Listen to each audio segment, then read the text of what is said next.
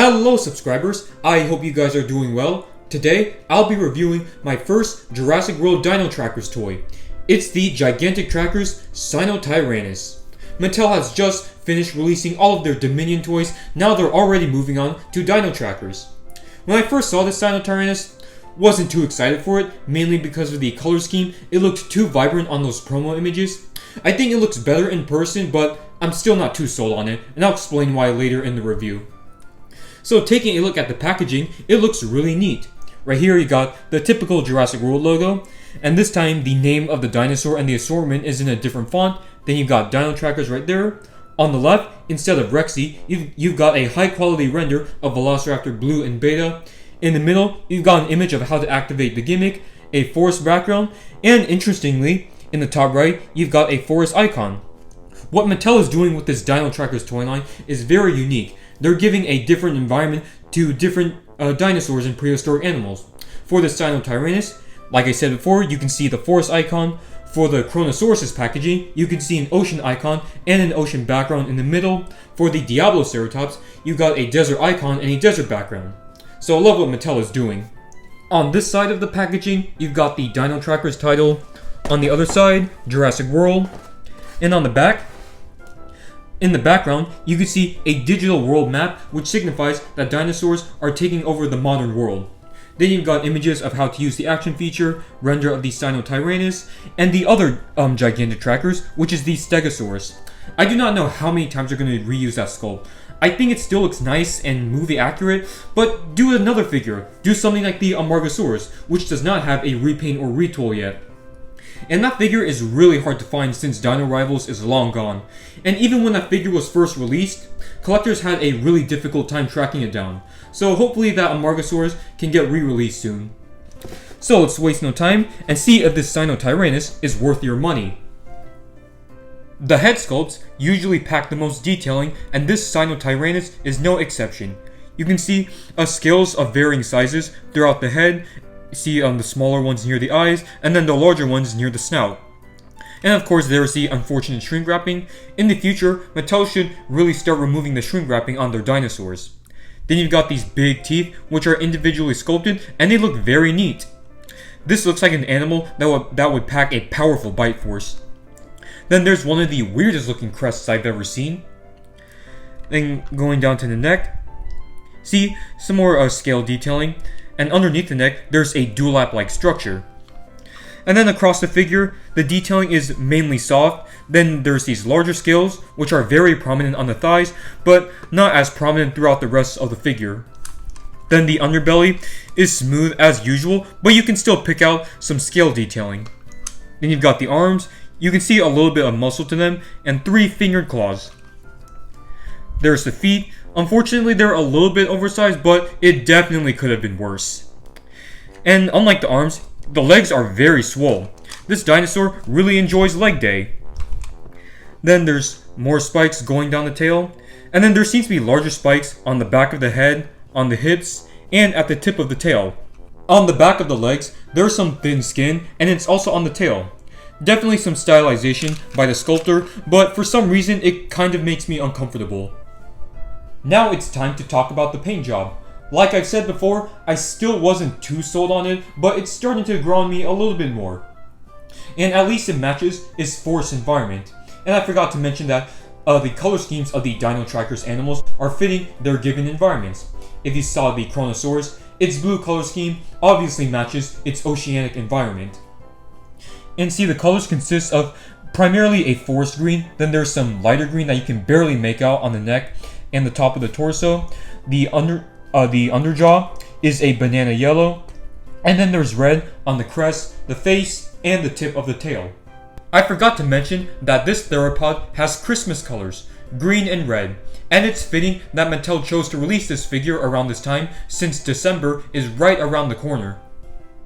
Moving on to articulation and action feature, the moving parts are both of the arms, the legs, and the ankles.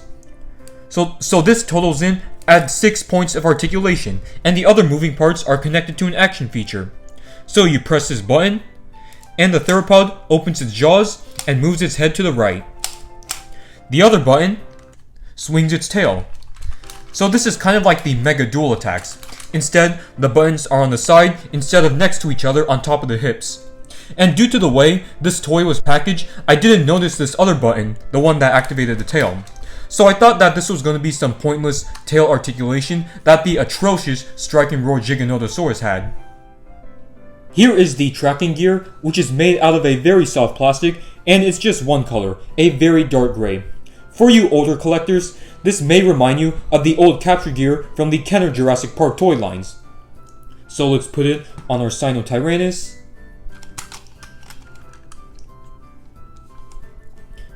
It fits quite well, and I don't know what's the specific function of this tracking gear, like it's kind of blocking the dinosaur's vision. Let's bring out the flexible ruler for some quick measurements. At the hips, this dinosaur is about 5 inches tall. At the tip of its crest, it's about 6 inches tall. For length, it's well over a foot long. I have to say, it's about 13 inches long. Sinotyrannus was estimated to be around 9 to 10 meters, so this figure will fit in the 128 to the 131 scale range. Let's start our comparisons by putting the Sinotyrannus next to the other $20 dinosaur assortments. Here are the Fallen Kingdom action attacks, the Suchomimus, Carnotaurus, and Stegosaurus. Here is the Dino Rivals Mega Dual Attack Amargasaurus. Next, here are the Primal Attack Massive Biters, the Albertosaurus, Tarbosaurus, Seats, and Sarcosuchus. Next up, we have the Dino Escape Mega Destroyers, the Carcharodontosaurus, and Pentaceratops. Finally, for the $20 assortments, we've got the Dominion Massive Actions, the Ankylosaurus, Yangchuanosaurus, Siamosaurus, and Quetzalcoatlus. Let's move these guys out of the way quickly. You can see how similar the Sinotyrannus is to the Yangchuanosaurus, from the green coloration and the red crests. Also, both of these were large theropods that were discovered in China. Let's bring in the Cryolophosaurus, which is another crested dinosaur. Here is the Monolophosaurus, which is another dinosaur from China, and the Dilophosaurus. Let's do some random comparisons now. Here are some Dominion figures, the Roar Strikers Liopleurodon and Megaraptor, and the Ferocious Pack Rugops and Aeneosaurus.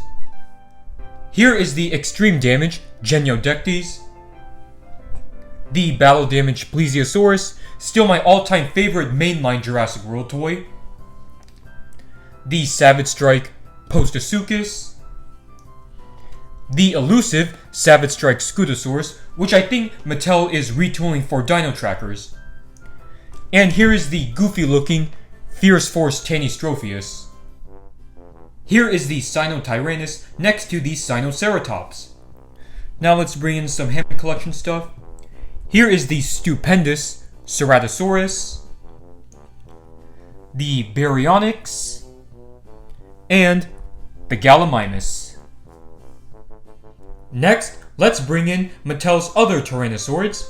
We've got the Proceratosaurus, the Alioramus, the Moros, Sinotyrannus, Albertosaurus, Tarbosaurus, and of course, Tyrannosaurus.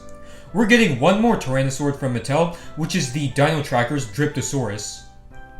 Here's a comparison with a human figure. Last but not least, here is the Sinotyrannus next to the Collectaexiphactinus and the Collectae Minixiphactinus. Well, there you have it, guys. This was my review on the Mattel Jurassic World Dino Trackers, Gigantic Trackers, Sinotyrannus. Overall, this is a very solid dinosaur toy. The choice of colors is good, though the paint job itself could have been a little bit better, but at least it fits with its given forest environment. The sculpt and detailing I really like, especially the teeth and the head. Just look how fearsome it looks. There's a reasonable amount of articulation, and the action feature works quite well, especially the chomping.